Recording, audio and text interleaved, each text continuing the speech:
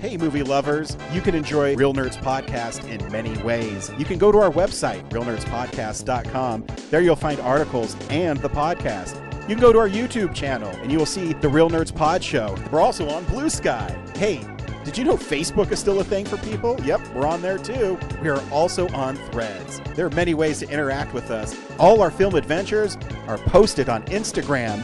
If you have a social media account, you can find the Real Nerds Podcast. Camera, action! Well, a real nerd knows who shot, and a real nerd can follow the plot, and a real nerd can... talk film! I'm sorry. Take it outside. Well, a real nerd knows who shot, and a real nerd can follow the plot, and a real nerd will give it all they got. Lights, camera, action! Real nerds! Welcome to Real Nerds Podcast, unofficially the greatest podcast that has ever existed. I am Ryan. I am joined by... What's this unofficially shit? It's officially. Thank you. I mean, science. We used to say unofficially the official podcast of Denver Comic Con, but they're not around anymore, and we've gone way beyond them. Yeah. And I don't like saying Fan Expo because they don't treat us with respect. So, which will be there next week. Thanks for the free booth. Yeah, thanks for the free booth. Next week we'll be there. Make sure you stop by our booth, say hi, record with us. Hopefully we'll get enough. We're in the Book Nook. I don't know if we'll have enough people. We'll see how it goes. Sometimes I wish we were still doing the pod show, because what a ripe premise of to end the second season. Yeah. You're over being famous, and now Fan Expo's not treating you like you're famous. So it's like, yeah, that'd be great. Yeah, yes, never be. Anyways, we see a new movie and we podcast our experience of the world. This week, we saw The Mandalorian and Grogu. Stay tuned. We'll recommend the film or not, play the trailer, then spoil the movie. We'll also talk about the big movie news of the week, and there's actually kind of a doozy of a one. And then we'll talk about what we watched this week. Almost coming up on our 15-year anniversary. If you noticed, we have updated our logo to be kind of 80s style, but hip and cool. I love the silver, purples, pinks, and blues. It looks really sharp. Yeah, I can't wait for the stickers to show up. Yeah, those will be sweet. And people will get them at the expo, and they'll stick them where they shouldn't be. And there's only 100 of them, and I don't know. I messed up. I don't know what I was thinking, but they're like 3 inches big now, which is huge. So, my bad. You hear that, ladies? 3 inches is huge. In sticker world. If you got a sticker of a dick. then you're packing. Huge, yeah. But yeah, you hold in your hand compared to like a dick. The 2 inches ones we've had for years. You're just like, oh my God, what did I do? Yeah, I can't wait to get them because I have a water bottle that I have all our stickers on. It's like an Amazon label of a sticker. Sweet. Yeah. Yeah, that's what we do. 15 years, Brad. You and me seeing new movies. Important work. Yeah, I mean, probably the most important. Yeah. This week, Brad, we saw The Mandalorian and Grogu. Do you recommend the latest from the Star Wars saga? Yeah, I don't know. For me, it just feels like this could have been an episode of the TV show. I don't know if this story justifies it being a movie. I feel like because wasn't this supposed to be, hey, we're not going to make Mandalorian season 4, so we're going to wrap up the series in a movie. Maybe. I don't know. And if going into the movie like I did like that, I'd be very disappointed that, this doesn't really advance the characters at all. It's just an episode of life with the Mandalorian and Grogu. I don't learn anything new about him. It doesn't wrap anything up as a whole. It doesn't dovetail into future Star Wars stuff. It's just it's really well made. It's really expensive looking and a lot of effects, but at the end of the day, I just didn't feel like I furthered the adventures of those characters. I love this movie. She would. I totally would. Because I think it is okay for everything you just said to do a film like this. One, because I mean, the puppetry is incredible in the film. And two, the score is amazing. It's a lot of score. Yeah, it's a lot different than most. I was joking they like played with every instrument in the available to make the score for this movie. Yeah, I think it's really great. It kind of has a Western TV vibe to it. They married in the Mandalorian theme song, which is cool. And Grogu, every scene he's in, he's the cutest little fucker in the galaxy, I call him. And it's just, at the end of the day, it's a father and son film. And is it like the TV series? Yeah, but a very well-made, expensive version of the TV. I mean, this TV series is expensive too, but I thought the movie was really fun, and I don't understand why it's so divisive. Why can't we just have fun things? Is my whole argument. Here's the trailer for The Mandalorian and Grogu. We've all heard stories of the Mandalorian bounty hunter and a child. I only hunt Imperial war criminals. I'll take out every bad guy in your deck of cards.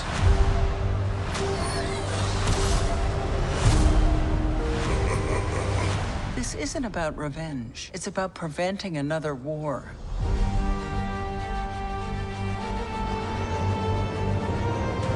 Before going into harm's way, check your armor first. We're protecting everything the rebellion fought for. Good luck. You're gonna need it. Hey. Oh, the horrible baby. The bad baby. Strap in.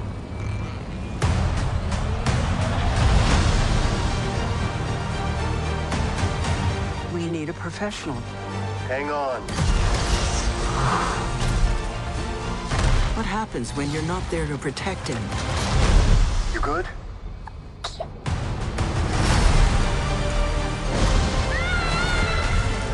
I'll be right behind you. Go. Go! Mandalorian, you will suffer. Then it will be his turn. Monsters. The old protect the young. And then the young.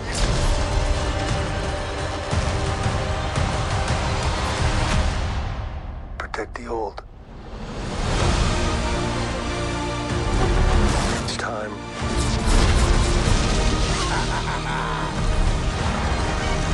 Are you scared? You should be. Good job, baby. This is the way.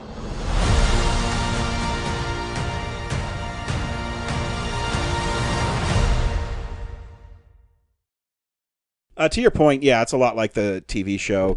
Literally, the Mandalorian shows up and he's helping the rebels with bounties, and he's paid, and he goes and tries to find it. In this one, he's looking for Jabba the Hutt's son, who is missing from Jabba World. I don't know what it's called. I forget the name of the planet. By his aunt and uncle, who are these twin gangsters. And at first, the Mandalorian says, "No, I don't help the Hutts because they're bad people. I'm here to help you and do good." And when Sigourney Weaver's character explains to him, "Hey, this is for the rebellion and all this other stuff," he reluctantly takes the job. And when he goes and sees the twins, he finds out that Rota, is that how Rhoda? Rota, Rota, I think is his name. Yeah. Or is it Ruta? I think it's Rotta. Anyways, he goes to the planet that he's on. Yeah, it's Rotta, Rota. To track him down because they believe he's being held against his will.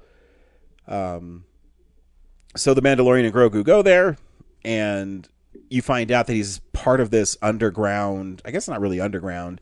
Fighting. It's like Gladiator, UFC fighting thing, and he's one win away from earning his freedom. And the Mandalorian finds out that it's actually a setup, that he actually won't win his freedom, that it's run by this gangster, and there's no way he can win. He's going to be killed. So Mando and Grogu bust him out, help him, and another when he crosses the Hutts send this really badass bounty hunter to go get him, which he does, and then Grogu, the cute little fucker, and all those other little cute fuckers. Babu Frick. Yeah. Oh, hey, baby. They, Good job, baby. so they create this little thing. I don't know, man. I can't help but be charmed by this movie. It's charming, yeah. Because even the coups and stuff of Grogu are really funny. You know, when the Mandalorian says, "Hey, you always got to wear your seatbelt," he's like, he's kind of like Cartman every time, and he's always eating. So when Mando's caught by the bounty hunter and he sees the Hutts, they drop him to this pit where he fights this serpent that bites him, that poisons him, and instead of leaving the Mando to die, Grogu stays behind and nurses him back to health. Showing that he's not entirely helpless. No, because he's really strong with the Force. Mm-hmm. And that part really got me because, like, it's just the son taking care of the dad and making sure he's okay. And I really liked the catfish character guy who's sitting on, I guess he's like a lizard or something. I don't know what he is.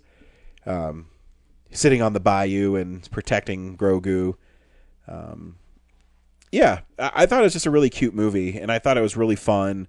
I had a lot of fun watching it, and I think sometimes that's lost on people. When I asked Corinne about it, she of course hated it, because I don't know what makes her happy in Star Wars anymore. I guess it has to be animated. But I thought it told a cute story, very contained. I guess to your point, that it really didn't resolve anything.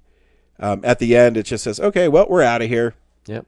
Off on more adventures that you'll never see. Yeah, I mean, hopefully they'll do one to wrap it up, because there has to be an end story for Grogu. Because so this takes place before. No, it's after 3, right? Yeah, so it's after he's already been released from Skywalker. Yeah, so it's after Return of the Jedi. Mm-hmm. So what happens before we get to The Force Awakens?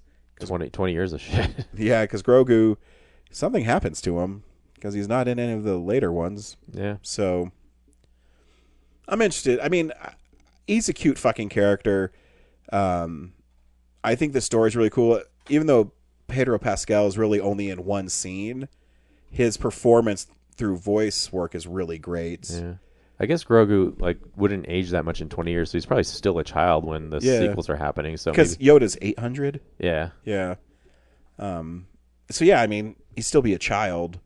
I mean, I guess you could always pick up at the end of Rise of Skywalker, and he'd still be a little kid. Yeah. But Mando would be really old. So I don't know. Yeah. The Mandalorians. He's probably taking care of the Mandalorian somewhere. Yeah, do Mandalorians age as fast as normal people? I don't know the answer to those. Yeah, I think they do. Yeah. But yeah, I love this movie. I had so much fun with it. And I mentioned last week, I get welled up when Grogu's nursing the Mandalorian back to health.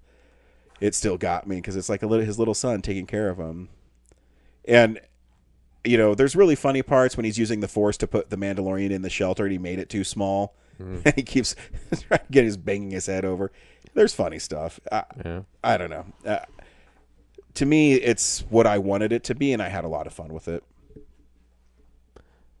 Yeah, I don't know. I just wanted a deeper, of all the stories you could tell about this character, the fifth thing that fascinates me most about the series, the characters don't grow in this movie. They're just they start at the end of the movie the way they started. And Mando's fascinating because he has this religion with these strict rules, and the other seasons challenged that for him. Mm-hmm. So I feel like this movie could have wrote a story that pushes that even further. I guess the film doesn't really have the Ahsoka moment, where you see this mythical Jedi or something like that. Yeah, it doesn't set anything up for future stuff. And it does start out with this premise of hey, there's all these old Imperial generals still out there that need to be taken down. Instead of doing that story, they're like, oh, we got to go save Jabba the Hutt's son. Which was, it was an interesting twist where he didn't want anything to do with it and didn't want to go back. Yeah. But, I mean, it makes sense because Jabba the Hutt's a horrible character. Well, just not a good person. Yeah, I mean, he's got more of a interesting conflict in the story that, like, he's a son of this gangster. And he doesn't want to follow in his footsteps. Yeah. But, like, that's a conflict that the Mandalorian should have because he's the star of the movie. But, yeah, it's just like, okay, we're just going to go from this place to this place, and then things are going to happen. And it's a Star Wars movie. And it works for some people. And me, I was just sitting there going, like, I just wish there was more to this. Like, again, like, there's all these Imperial guys out there. And, like, yeah, they go after a second one that leads to Rhoda. So it's funny. Our buddy Zach posted on there because he loves Martin Scorsese, and he's some character in it. Yeah. And I forget what Zach's thing on Letterboxd was, but my reply was, it still costs less money than the Killers of the Flower Moon. Because it really did. I think it cost $160 million, which Jon Favreau is really great at directing action and squeezing budgets out. I mean, a lot of people, I know it's a lot of money, but the first Iron Man, I think, cost $80 million. And when you look at it, it doesn't look like an $80 million movie. It looks way more expensive. And Zach thought I was mad at him. I said, no, man, I'm just being an ass. Ooh, you crossed Scorsese. You can't do that to Zach. Well, it's funny because, Scorsese's rallied so much against Marvel and Star Wars. And I guess when they show up with a paycheck, you're just going to do it, aren't you? Yeah. Well, I guess he's going to make his movies with AI now. Yeah.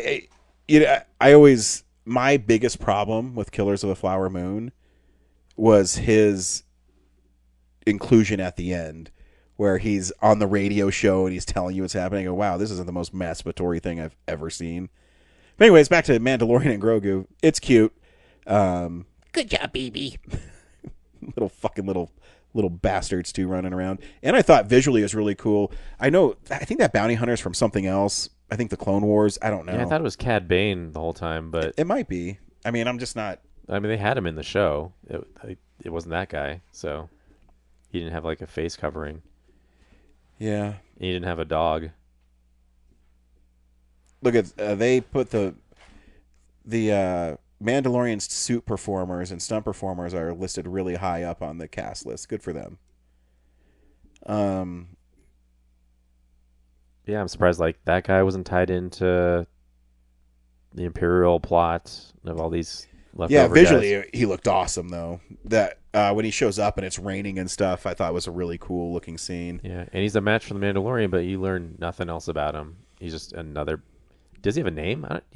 I'm sure they say it. I can't remember because Mandalorian says something to him that he knows him, but I can't remember. That was a really good scene too. Like it was generally scary. Like he was inside his house, turning off all the blinds, and I thought it was fun.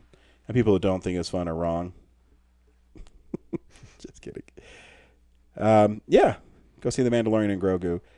This is the big movie news of the week. It's real news. News this week? Yeah, I really don't touch on news because everything's so instant now. But sometimes I read something that really fascinates me. So Obsession last week, I think made $17 million.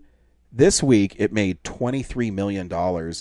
It's the first movie since E.T. that made more money its second week opposed to its first week. Most movies have a drop off because, back then E.T. was probably in 900 theaters, 1,000, and they only had so many showings a day. And so people would line up. My dad would tell me about it all the time. When he went and saw Star Wars, he would have to line up, and then you'd wait to get into a certain showing. But now, we have so many screens, and they show the movie so much that it's a little easier to see movies. So I thought it was really fascinating that movie seems to have caught on. And for how dark it is, and it must be a water cooler movie, where people say, hey, you should see this. Yeah. I think it's like a mess up date movie. I think couples are like, oh, makes I want to sense. see how my partner reacts to this relationship. So, and it is a movie you probably wouldn't see on your own. I mean, I took my wife And I guess it is a date movie kind of thing. Yeah. I saw it on my own. No. Well, I would have unless my wife didn't say she wanted to see it. But it's like two things. It's like, here's all this screwed up shit we're going to see. And then just like, here's a relationship that I kind of see a little bit of myself in. So how does my partner react to that? Yeah, because it's one of those things I think where people just, it seems, again, you want to share it with everybody. You don't want it spoiled. You want to see, because people are, this movie's fucked up. You need to see it. I think the buzz behind it is pretty impressive. So that it gained more money is really fascinating. And I mean, it makes sense. The first movie since E.T., where it made more money its second weekend than its opening weekend. That sounds... I feel like Spider-Man beat that, but maybe not. Or maybe it was like a... Well, because remember, even Spider-Man No Way Home made, I think, $290 million. Maybe I'm thinking like day-to-day. Yeah, maybe day-to-day it did. Yeah, not weekend. Yeah, not weekend. So yeah, I just thought it was an interesting story, and we'll see where it goes next week. Be interesting. Yeah, it's interesting to see how it works out with when Backrooms comes out. Yeah, because, and that'll be another interesting one. Because I still don't understand it. I mean, I don't know. Maybe it's a good movie. And when I see the trailers, they don't pique my interest at all. I don't think I've even seen a trailer. No, it's literally posters. The guy just walking up to in a yellow room. It's unusual. We watch films throughout the week in a segment I call What We've Been Watching. So, this is the stuff we've been watching. Brad, what'd you watch this week? Let's see. I guess I rewatched End of Days. It's on Tubi. I got the 4K of that. Yeah. It looks really great in 4K because it actually doesn't crush the blacks, so they're not pixelated. Because that movie's really dark. Yeah. I mean, not this. Well, the subject matter's kind of dark too, but it's shot purposely dark like that, so it's kind of hard to make things out. But Ultra HD kind of helps it. I think the last time I saw it wasn't like in 98 or 99.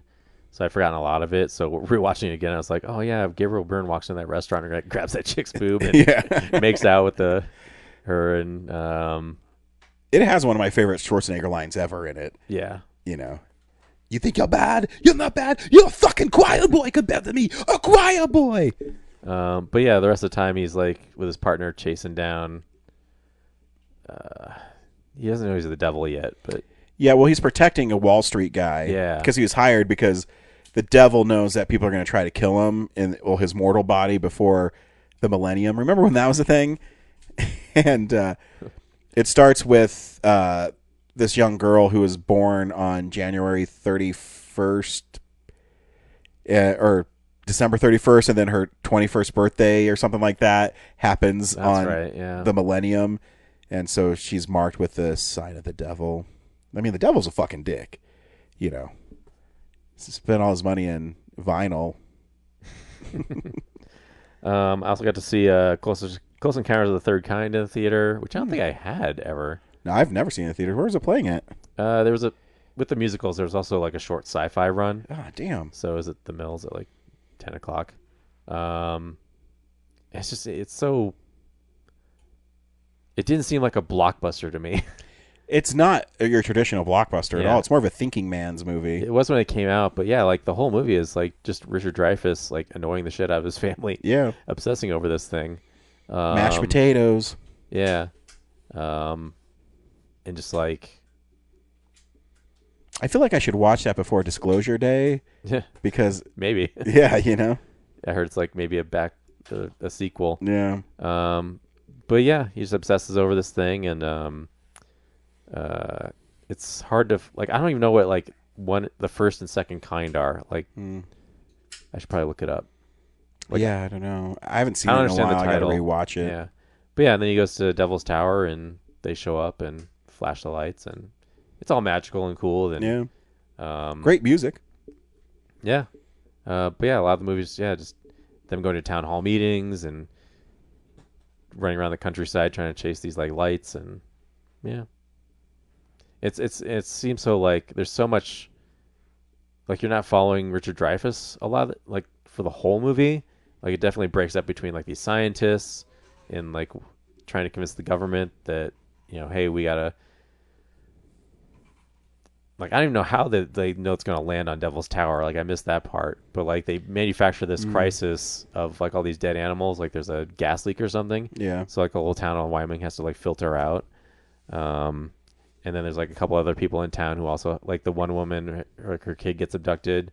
She's trying to tell everyone like it happened, and there's like almost like a Jaws town hall style thing where they're like, "How are you gonna like report on this?" Like, yeah, I don't know. Yeah, it's a great movie. Yeah, that's it for me.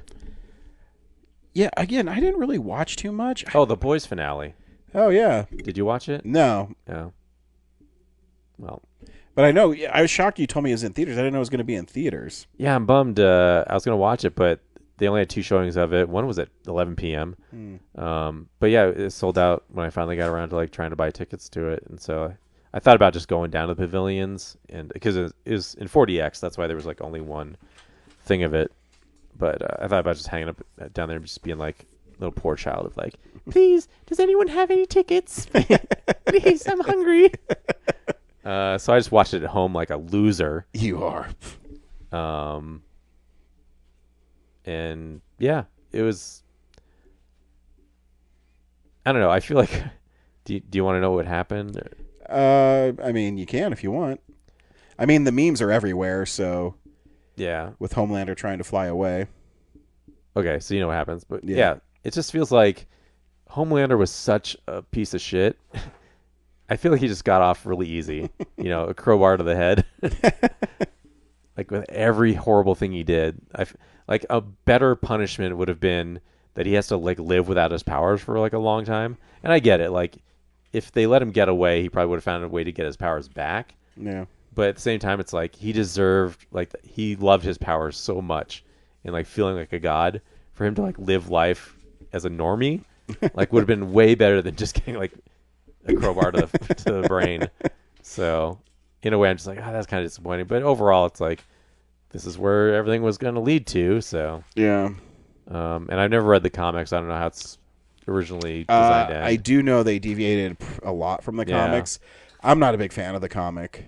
I think the show's way better. Okay. The comic is kind of sophomoric, and the show is a little deeper than that. That's good. Yeah.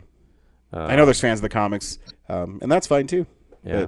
But I'm not. Well, I was hoping the comic was more like, I was going to read the comic, but if it's like the social commentary of the show where it's gone, I think is better. Because it's like, Well, I tell you, maybe get the first trade paperback and see if you like it. yeah, I'm sure I'll do that.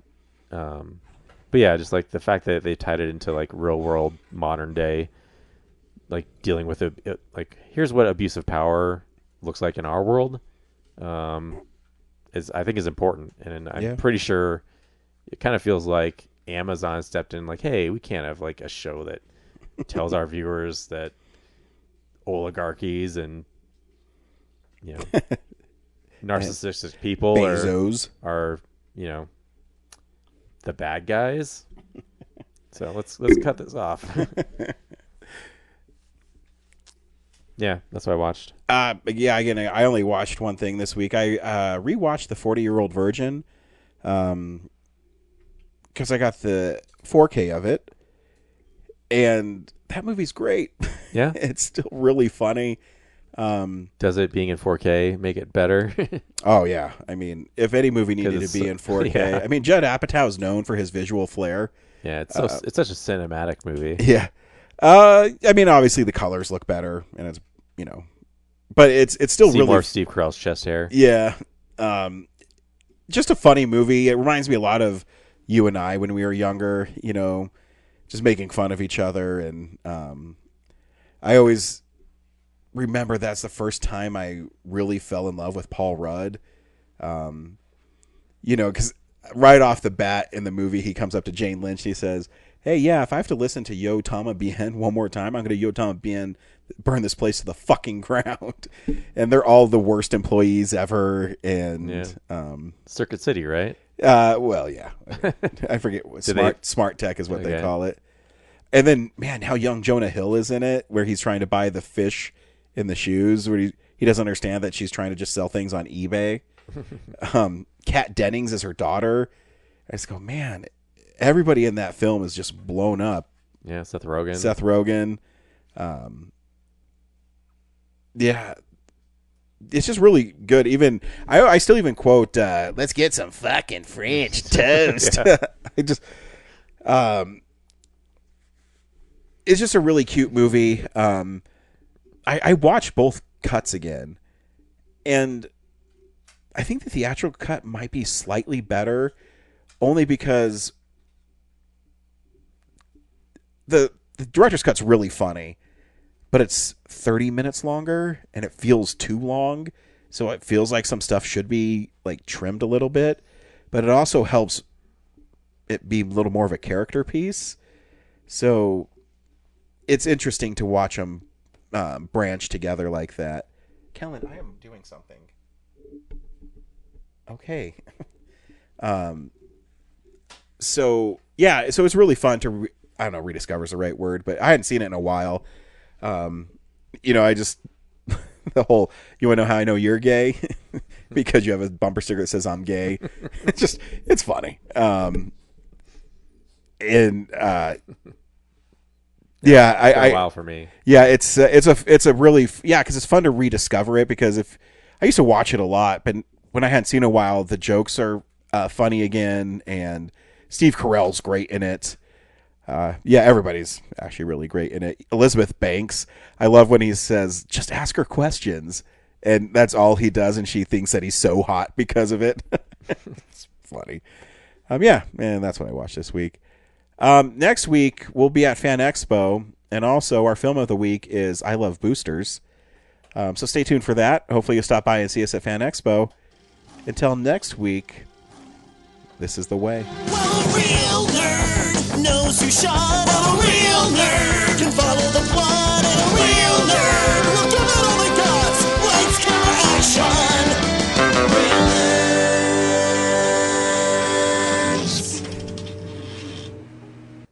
Thanks for listening to Real Nerds Podcast, a Nebulous Visions production. Stream or download episodes, read articles at realnerdspodcast.com. Stream us on Apple or Google Podcasts, Stitcher, Spotify, or iHeartRadio. Follow us on Facebook, Real Nerds Podcast, Twitter and Instagram at Real Nerds.